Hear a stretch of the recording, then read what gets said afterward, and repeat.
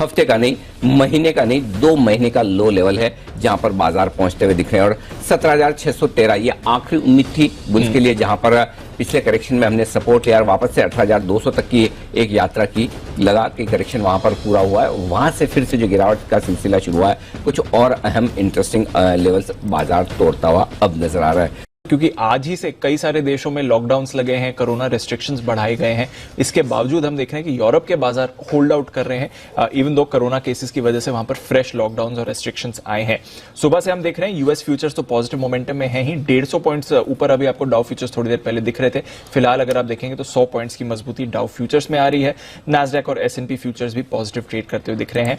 Asia में मिला जुला कारोबार रहा, हांगकांग में हल्की गिरावट, बट चीन और जापान पॉजिटिव बंद हुए। तो ग्लोबल मार्केट्स में तो कुछ ऐसा खराब दिख नहीं रहा है सर, हमारे ही बाजार हैं जो काफी वायलेंटली रिएक्ट कर रहे हैं। दीप, एक्चुअली ग्लोबल मार्केट से हम चल भी नहीं रहे। ग्लोबल मार्केट चल रहे होते तो गिरना ही नहीं होता। करेक्ट, बिल्कुल सर। अच्छी बात यह कि ग्लोबल मार्केट्स खराब नहीं है, नहीं तो शायद ज्यादा जल्दी गिर जाते। या एक और गलत बात यह हुई कि अगर ग्लोबल मार्केट खराब होने के संकेत दे देते तो शायद लोग जल्दी छोड़ देते लोग, या नुकसान जल्दी बुक कर देते या नहीं लेते। करेक्ट। नहीं तो हमेशा आपकी उम्मीद तो रहती है कि अगर यूरोप खराब नहीं है, डाउ खराब नहीं है। देखिए ना, आप गुरुवार शुक्रवार को ही हाई बनाए, सो ऐसे में वहां के तो सब ठीक है, आज फिर से हाई बनाने के मूड में है, राइट। सो लेकिन प्रॉब्लम यही है, हमारे एक ही समस्या है राष्ट्र की, जो हमारे राष्ट्र की समस्या है वो विदेशी समस्या है। गिरावट में विदेशी ताकतों का हाथ है। जब भी हमारे यहाँ कोई अस्थिरता फैलती ना, राजनीति में हमेशा यही बोलते थे विदेशी ताकतों का हाथ है। तो हमारे मार्केट की गिरावट में भी विदेशी ताकतों का हाथ है। FIs की जो बिकवाली है, अनडाउटेडली गुरुवार के सेशन के आंकड़े 4,000 करोड़ की बिकवाली के आंकड़े बड़े जबरदस्त है। उस दिन पता नहीं था कि इतना बड़ा आंकड़ा आएगा, इसलिए शायद लोग थोड़ी बहुत खरीदारी भी कर गए। मार्केट एकदम ऐसे लेवल पर था जहां से रिकवर होना होता तो वहीं ठीक था। उस बिकवाली के आंकड़े पे आज आप गिर चुके। अब अभी भी समस्या ग्लोबल की कुछ भी नहीं है, किसी और की नहीं है। अब समस्या 2 है। पहली समस्या तो एक, आज का भी फिगर आपको खराब ही दिखेगा, और खराब फिगर से होगा ये कि अगर किसी भी वजह से समझ आज आपको डाउ 100 ऊपर दिख रहा है, 200-250 ऊपर हो गया, क्योंकि 2 दिन 3 दिन से डाउ भी ढीला है, तो हो सकता है एक रिकवरी दिखा दे नैस्डैक और S&P को देख के। तो अगर कल आप ऊपर गैप से खुलेंगे तो फिर सप्लाई आएगी। दिक्कत क्या है? पहली समस्या FIs की बिकवाली, और दूसरी समस्या लॉन्ग पोजीशन का फंसना। अब मैं आपको सिंपल एक डेटा देता हूं, 17,400 के नीचे आप ट्रेड कर रहे हैं। आप अंदाजा लगा सकते हैं 17,400 तक कितने पुट सेलर्स जो हैं जिन्होंने तेजी की पोजीशन बनाई हुई है वो नुकसान में? पूरे 2 करोड़। 2 करोड़ पुट राइटर्स इस पे। अब आइए 17,300 भी अभी आपने तोड़ा है थोड़ी देर के लिए, ठीक है, उसके नीचे के अभी 2 करोड़ 35 लाख शेयर 17,300 का पुट टूटने पर पुट राइटर्स 2 करोड़ 35 लाख। इतनी बड़ी लॉन्ग पोजीशन कभी दिखी नहीं। अब समस्या ये जो पुट राइटर्स है उन्हीं की वजह से कि अब आपने पुट तो बेच दिया। पुट बेचने में होता है कि प्रीमियम तो आती है आपकी जितनी फिक्स है उतनी, करेक्ट। रिस्क हो जाती है अनलिमिटेड जब मार्केट गिरता है। तो हर एक 100 पॉइंट की गिरावट के साथ एक और चीज डीप समझनी पड़ेगी, और ये मैं खुद अपने आप को एनालिसिस करता हूँ। जैसा आशु जी मैं पहले बता ही रहा था आपको कि अब मैं पिछले कुछ समय से ये सीख रहा हूँ कि पुट कॉल रेशियो 1.8 पे नहीं 1.3 1.4 पे ही ओवरबॉट हो जाता है, राइट। अब एक चीज और जो मैं नहीं सीख रहा हूँ, जो मुझे समझ में आ रहा है कि अब गिरावट में है ना एक कॉन्ट्रीब्यूशन और भी है। वो कॉन्ट्रीब्यूशन है ह्यूमन इंटरवेंशन नहीं होने का, मशीन का। जब आप ट्रेड्स रिस्क मैनेजमेंट और एल्गो ट्रेड मशीन से करते हैं तो वहां पर भावनाओं का कोई करेक्ट स्कोप है नहीं। वहां सिर्फ लेवल्स का पता होता है, और स्पेशली इस तरह के गिरते हुए मार्केट में जब बायर्स आपके लिए कम है, अगर आपके कोई स्टॉप लॉसेस ट्रिगर होते हैं या किसी पर्टिकुलर लेवल के नीचे सेल ट्रिगर होता है, चाहे वो एल्गो ट्रेड से हो, चाहे किसी मशीन के आपने कोड बनाकर ट्रेडिंग किया हो, या फिर किसी ब्रोकरेज हाउस ने किसी क्लाइंट का रिस्क मैनेजमेंट रखा हो, वहां पे ये नहीं चलता कि मैं शाम को चेक दे दूंगा, या मैं बस अभी 5 मिनट में आपको RTGS कर रहा हूँ। करेक्ट आशु जी, सही बोल रहा हूँ? तो ये सारी चीजें जो है ना, ये प्रेशर बनाने का काम कर रही, तो इससे कैपिचुलेशन होता है। मतलब एक पोजीशन दूसरी पोजीशन को ट्रिगर करने का काम करती है। वो होता हुआ दिख रहा है एक्सपायरी के हफ्ते में। सिंपल बात ये है, क्योंकि आपके लॉन्ग्स बहुत ज्यादा है, पुट राइटर्स ज्यादा बैठे हैं। अब ये तो होगी सारी खराब बात। अब जो अच्छी बात है ये हो कि पुट कॉल रेशियो आपका जो है मल्टी ईयर्स के लो पर है। मतलब ये उन लेवल पर आ गया जो आपने मार्च 2020 में देखा था, अप्रैल 2020 में 0.67। ये पुट कॉल रेशियो उस समय के अलावा मुझे याद नहीं आता कभी नहीं। तो अनडाउटेडली बाजार उस लिहाज से ओवरसोल्ड भी है, क्योंकि अगर लोग पुट बेच रहे हैं और जो पोजीशन बना रहे हैं तो सामने कोई खरीद भी रहा है, करेक्ट।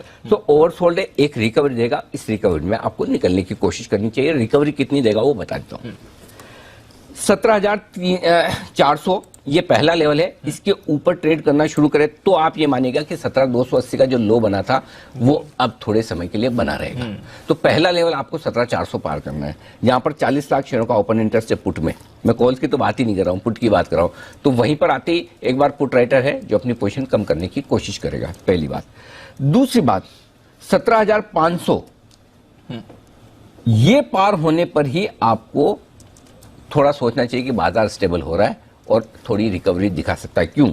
17,500 के पुट पर 35 लाख शेयर हैं, कॉल्स में 39 लाख शेयर हैं।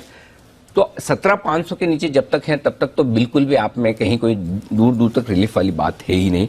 तो हर एक आपको उछाल पे, तो अभी आपके लिए बचे हुए समय के लिए जो रेंज बन जाती है, नीचे 17,200, ऊपर 17,500, इसको आपको ट्रेड करना है। तो 17,500 17,600 की रेंज में जब भी आए आपको धीमे धीमे हल्का होना है, ये ध्यान रखिए। अब आइए बैंक निफ्टी।